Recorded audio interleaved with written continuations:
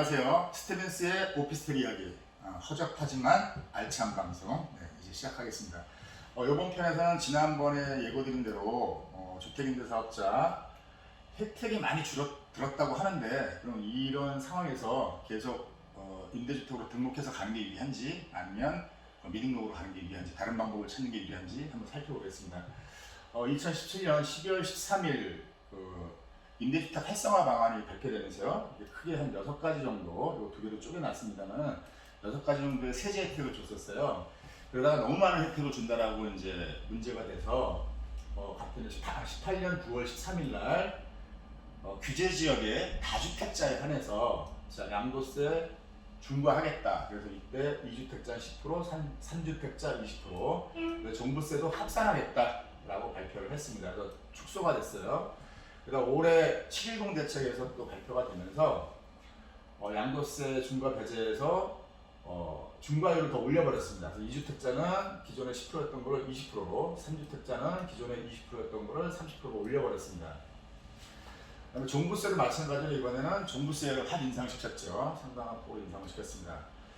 그러다가 요번에 7.10에서 특이하게 이 규제지역 다주택자에 대한 취득세 중과가 또한 발표가 됩니다. 그래서 이때 오피스텔이 주택수에 들어간다는 얘기 때문에 많은 혼란이 있었는데, 오피스텔 투자자분들이 좀 이상하지 않았나요? 그 전에도 주거용 오피스텔은 주택수에 포함된다는 말들이 있었어요, 그죠? 여기서 갑자기 뜬금없이 나왔는데, 이것은 기존에는 종부세에서 좀 해당이 됐었고요. 요거는 취득세에다가 주택수 산정하겠다는 얘기입니다. 그래서 이 강에서 제가 설명드렸지만, 그렇더라도 오피스텔 자체는 중과 대상이 아니고요. 주거용 오피스텔이 주택수에 산정되므로 다른 주택을 구매할 때 거기에 영향을 주는 겁니다. 근데 오피스텔 투자하시는 분들은 주택을 갖고 있는 상태에서 많이 투자를 하시는데, 앞으로 계속 오피스텔 투자들에도 영향이 없어요. 근데 이분들이 주택을 살 때는 영향을 준다. 그래서 정리를 지난번에 해드렸습니다. 그래서 이렇게 보면 가장 큰 혜택은 양도세 중과배제 없어졌고요. 종부세 합산배제 없어졌고, 취득세도 일단은 85% 감면이 40제곱 이하 85% 감면이 21년 12월 31일까지로만 살아있어요. 그래서 이 뒤에 어떻게 될지는 사실 모릅니다. 지금 분위기로 봐서는 없애거나 아니면 감면폭을 축소하거나 할 건데, 이렇게 큰 혜택이 없어졌을 때 어떻게 해야 되느냐, 과연 주택임대사업자 등록하는 것이 유리하느냐, 그러니까 기존에 등록한 건 상관없이 앞으로 향후에 취득하는 오피스텔에 대해서 임대주택으로 등록해서 가는 것이 맞느냐라는 건데요. 많은 분들이 이제 이 부분 때문에 등록을 안 하겠다라고 많이 하세요. 이런 방송들도 많이 있었고요, 유튜브 방송도. 근데 이런 주장이 나온 건 다 근거가 있어요. 보면 오피스텔 종부세 회피하는 방법에 대해서 많이 안내가 좀 됐을 건데, 사실 종합부동산세법상 주택이라 하면 주택법 2조 1호라서, 주택법 2조 1호는 단독주택과 공동주택으로 구분한다고 돼 있어요. 그래서 사실 조문상으로 보면 오피스텔은 해당이 안 돼야 돼요. 근데 이제 과세관청에서 오피스텔을 주거용으로 사용하게 되면 여기 사실 확인 여부를 통해서 부과하겠다고 했습니다. 그러니까 무조건 부과하는 게 아니고 사실 확인 여부를 통하는데요. 자, 지금 오피스텔을 가지고 내가 운영하는 방법이 크게 한 4가지 정도가 있을 겁니다. 요 위에 뭐가 있는지 모르겠는데, 이 정도 4가지 방법이 있을 것인데, 일단 등록임대주택은 이건 무조건 적용이죠. 왜냐하면 여기 사실 확인 여부가 여러 가지가 있는데, 주택분 재산세를 내고 있다거나 거기에 전입신고가 돼 있다거나 전기 사용량이 낮이 많은지 밤에 많은지 이런 거 판단을 하는데, 어쨌거나 등록임대는 내가 주거용으로 임대를 하겠다고 그 자체가 신청을 한 거고요. 그 다음에 당연히 주택분 재산세가 과세되고 있을 거고요. 여기에 전입신고가 됐다면 이거는 사실 그냥 바로 적용이에요, 종합부동산세. 근데 이제 일반 임대사업자나 아니면 개인 사업자, 미등록 3가지가 있는데 살펴보면, 일반 임대사업자 같은 경우는 내가 이거를 임대업에 사용하겠다, 사무실로 내가 세를 주고서 세를 받겠다 이런 건데, 이럴 경우에 공부상에는 얘는 업무시설로 등재가 돼 있어요. 업무시설로 등재가 돼 있는데 여기에 전입신고가 됐다면 앞뒤가 안 맞지 않습니까? 이럴 때는 현장 확인, 이 사실 확인 여부가 바로 현장 확인을 의미합니다. 그 다음에 개인 사업자는 뭐냐면은, 내가 개인 사업자 등록증을 내고 이 사무실을 쓰겠다, 이 오피스텔을. 그 안에서 사업을 하는 거죠. 사업을 영위하는 거죠. 이럴 때도 마찬가지로 공부상에는 업무시설로 돼 있을 것인데 전입신고, 내가 개인사업자로 사무실을 사용하면서 거기서 살고 있기 때문에 나도 전입신고를 해야 되잖아요. 주소 때문에. 그랬을 때는 이게 또 앞뒤가 안 맞기 때문에 이것도 마찬가지로 현장 확인 요건이 되고요. 미등록은 이도저도 등록을 안 하고 그냥 사용하는 겁니다. 세를 주든지 내가 들어가서 살든지 그런 건데, 미등록의 경우에도 오피스텔은 기본적으로 업무시설로 일단 분류가 돼요. 분류가 됐는데 여기에 전입신고가 됐다 그러면은 마찬가지로 현장 확인의 요건이 됩니다. 이런 아까 뭐 등록임대주택은 뭐 바로 적용이니까 뺐습니다. 그래서 이 세 가지 경우에는 주소 이전을 하더라도 사실은 좀 어려워요. 이 종합부동산세를 적용하기가. 왜냐면 일반 임대사업자가 내가 사무실로 세를 줬어요. 세입자가 들어왔는데 뭐 월 차이에 저는 당연히 부가세를 끊어서 발행을 하고 부가세를 국세청에 성실히 납부하고 있고 신고하고 납부하고 있어요. 그런 상황에서 세입자가 주소 이전을 했어. 우리 거주 이전에 자유가 있잖아요, 그죠? 했는데 현장 확인 나가봤더니 실제로 사무 공간이 있는 거예요, 그 안에. 실제로 사무실을 쓰는데 뭐 서류도 있고 뭐 노트북 컴퓨터도 있고 일을 하는 것처럼 보여요. 그럼 이거는 주택으로 보기가 어렵다는 거죠. 그래서 종부세를 적용하기가 상당히 어렵다. 그러니까 개인 사업자도 내가 내 사무실 쓰지만 나도 주소 이전을 할 수 있는데 나와서 보니 여기도 마찬가지로 실제 사무 공간으로 쓰고 있어요. 사무 공간이 있고 그러면 이것도 마찬가지가 되겠죠. 그러니까 미등록 같은 경우는 등록을 안 하고 이제 월세를 줬는데 업무실인데 주소 이전이 돼 있는 거예요, 거기에. 그래서 나와봤더니 이 경우에도 사무 공간이 있는 거예요. 이 사람이 실제로 사무실을 쓴다고 주장을 하고.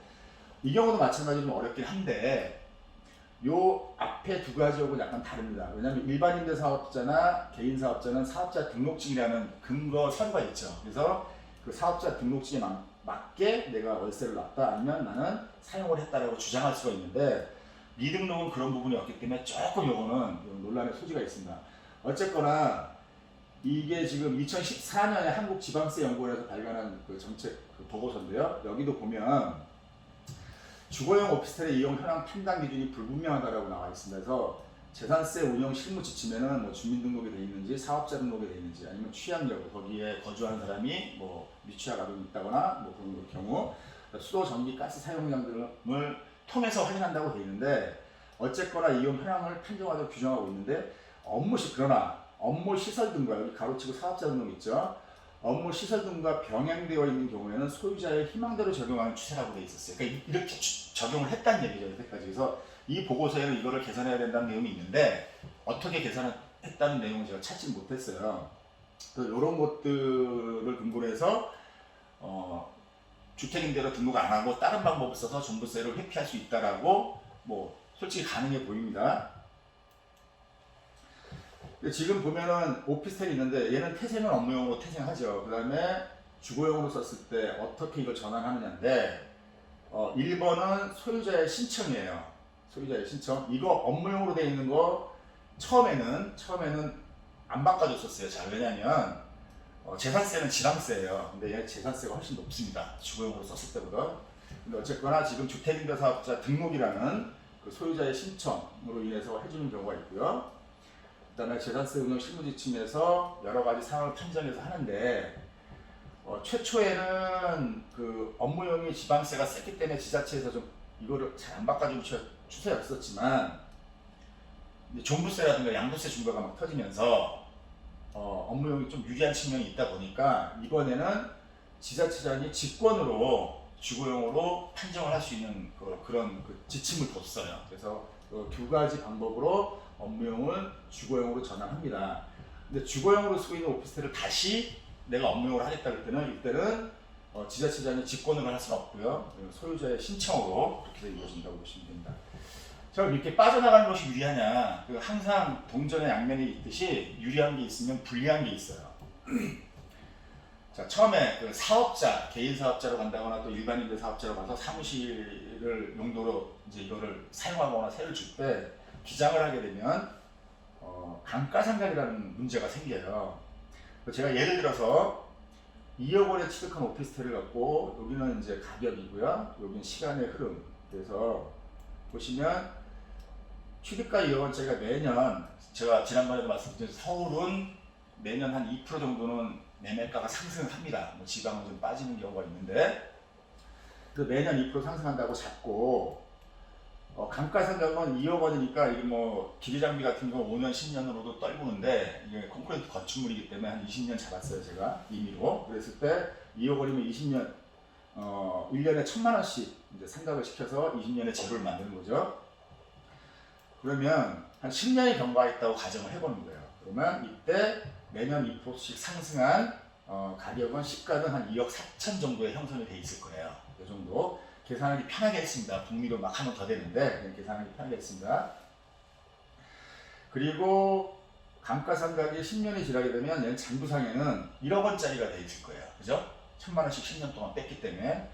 그럼 이거를 이때 매도하게 되면 당연히 시가에 매도를 하겠죠. 근데 장부상에는 1억 원이라는 얘기죠. 그래서 이때 양도 차익은 1억 4천이 발생하게 됩니다. 그래서 이 경우에는 예기치 않은 양도세를 내가 생각했던 금액 이상으로 부과받을 수 있기 때문에 혹시라도 이 방법으로 처분하실 분들은 처분 시점을 잘 잡으셔야 돼요. 그래서 5년이 됐든 뭐 3년이 됐든 이게 많이 갭이 벌어지지 않는 상태에서 하셔야지.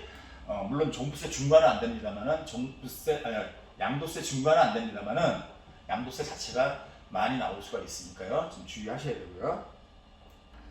근데 두 번째로는 재산세 부분인데요. 아까 잠깐 언급했지만 업무 시설이 주거용으로 쓸 때보다 좀 셉니다. 재산세가. 보시면 여기 업무용으로 신고된 오피스텔에 대한 재산세 내역이 나오고요. 주거용으로 신고된 오피스텔에 대한 재산세 내역이 나옵니다. 근데 여기 보면 과세 표준이 업무용은 1억 3천 정도 잡혀 있고요. 주거용은 1억 1천 정도로 잡혀 있어요. 근데 이 차이 나는 이유는 아마 같은 오피스텔을 기준으로 했을 건데 업무용일 경우에는 그 산출된 그 시가에 곱하기 70%를 해요. 그 다음에 주거용일 때는 곱하기 60%를 합니다. 그러니까 주택과 마찬가지로 주택 공시가도 시장가의 한 60% 정도 형성이 되기 때문에요. 그래서 여기 한 2천만 원 정도 차이가 나는 거고, 근데 어쨌건 결론적으로 업무용일 경우에는 한 76만 원 정도의 재산세가 부과되는 걸로 나오고요.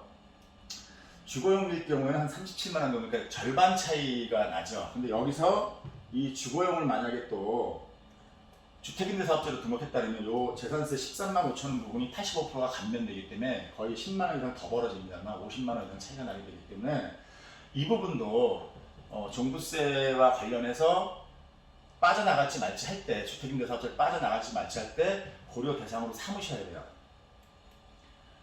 그 다음에 또 이게 지금 소위는 다 통과했고 법사위에 올라가 있다고 했었는데 9월 30일 날 아마 오늘쯤이면은 모르겠습니다. 지금 국정감사하고 있는데 여기 통과가 됐을 수도 있고요.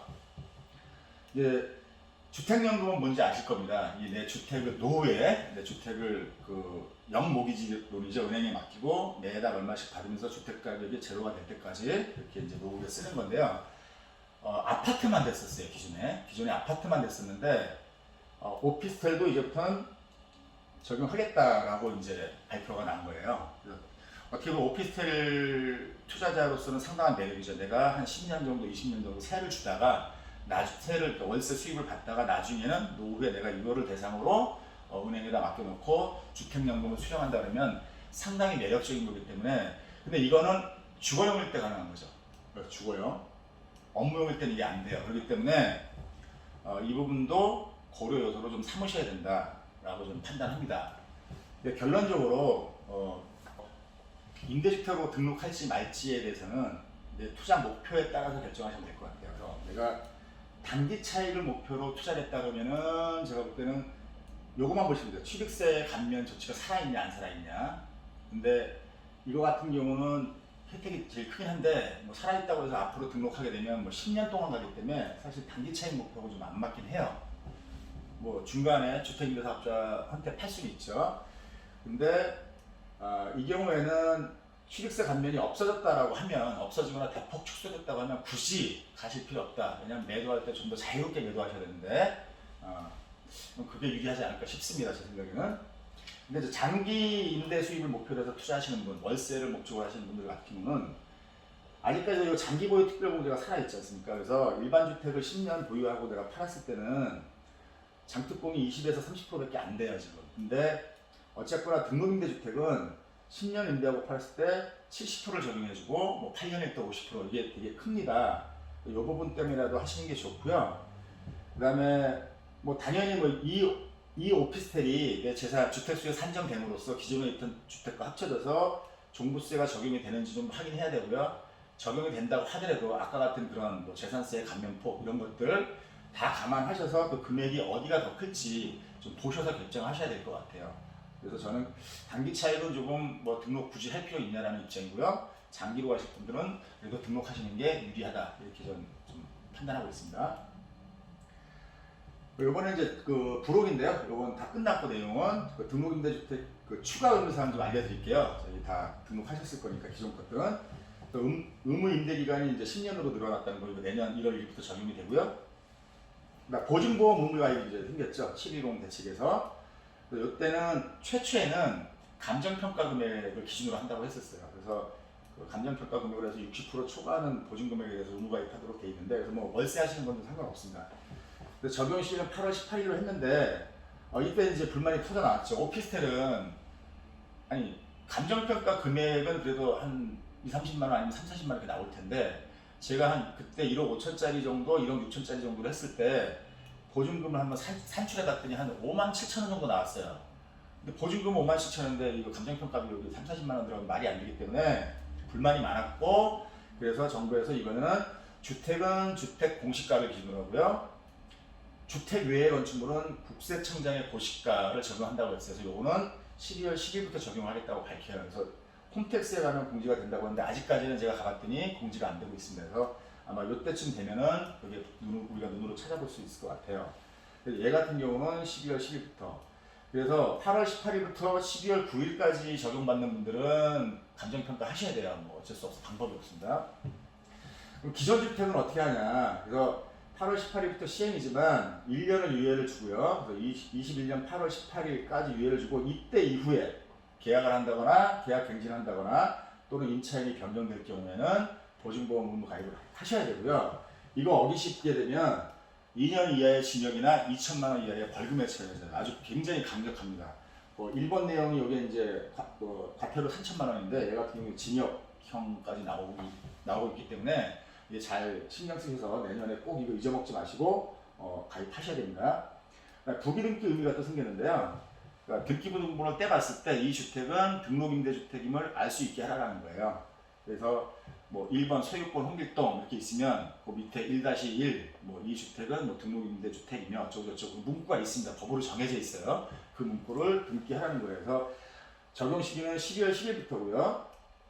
뭐 당연히 12월 10일부터 뭐 등기를 그러니까 취득해서 등기하는 경우에는 적용이 바로 되는 거고 기존 주택은 어떻게 할 것이냐 했을 때 기존 주택은 12월 10일에 시행한 다음에 2년 이내에 등기부에 기재하라고 되어 있습니다. 그래서 이것도 위반하면 과태료 500만 원이에요. 이 부분 잘 챙기셔야 돼요.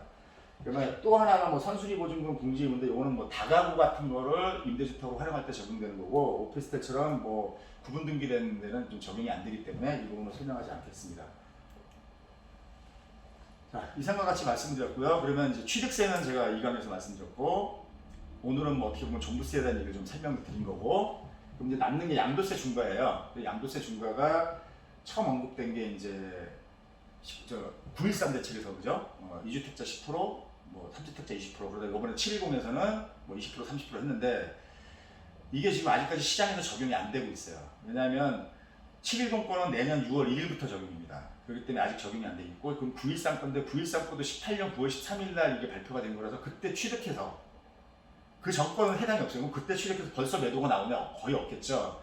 그러다 보니까 이게 시장에서는 이루어지지 있진 않아요. 근데 그럼 향후에라도 주거용 오피스텔이 과연 이 양도세 중과를 받게 될지 뭐 국세청에서는 주거용이면 과세 대상이라고 하고는 있어요. 근데 실제로 이거를 부과할 수 있을지 그 부분에 대해서 한번 다뤄보겠습니다. 자, 이상 마치고요.